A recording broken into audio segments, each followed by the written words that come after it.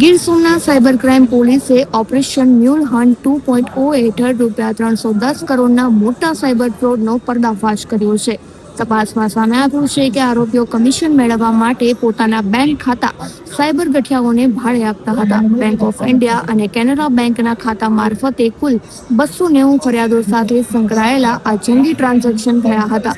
પોલીસે ટેકનિકલ તપાસ કરી વેરાવળ, રાજકોટ અને દેવભૂમિ દ્વારકાના 5 આરોપીઓની ધરપકડ કરી છે. જિલ્લા પોલીસ અધિક્ષક જયદીપસિંહ જાડેજાએ નાગરિકોને અપીલ કરી છે કે પોતાના બેંક ખાતા કે દસ્તાવેજો ક્યારેય કોઈને ભાડે આપવા નહીં, અન્યથા કાયદેસરના પગલાં ભરવામાં આવશે. આપણને જણાવી દઉં કે ગીર સોમનાથ જિલ્લા પોલીસની સાયબર ક્રાઇમ પોલીસ સ્ટેશન દ્વારા એક ખૂબ જ મોટો જિલ્લાનો અત્યાર સુધીનો સૌથી મોટો સાયબર ક્રાઇમનો એક કેસ કરવામાં આવેલો છે.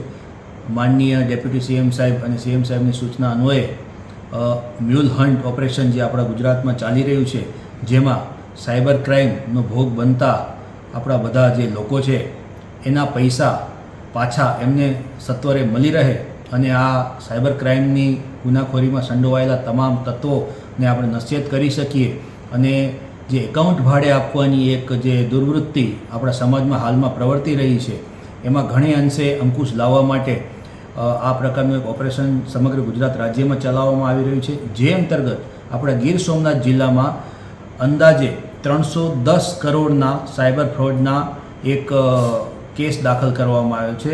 જે અંતર્ગત વેરાવળના આકાશ ભરતકુમાર પાલા એના પકડી અને એની પાસે જે 2 એકાઉન્ટ હતા, જેમાં એક બેંક ઓફ ઇન્ડિયાનું બેંક એકાઉન્ટ હતું, એમાં ટોટલ 193 ફરિયાદ સમગ્ર દેશભરમાં થયેલી છે અને આ બેંક ઓફ ઇન્ડિયામાં 282 કરોડના શંકાસ્પદ ટ્રાન્ઝેક્શન થયેલા છે. આ ઉપરાંત આ જ વ્યક્તિનું એક કેનેરા બેંકનું બીજું ખાતું છે. આમાં ટોટલ 97 ફરિયાદો થયેલી છે અને 37 CRના શંકાસ્પદ ટ્રાન્ઝેક્શનો થયેલા છે. આમ આ બંને ખાતા ઉપર ટોટલ 290 ફરિયાદો થયેલી છે અને સમગ્ર રકમ 310 કરોડ રૂપિયા ઉપરની થઈ રહી છે.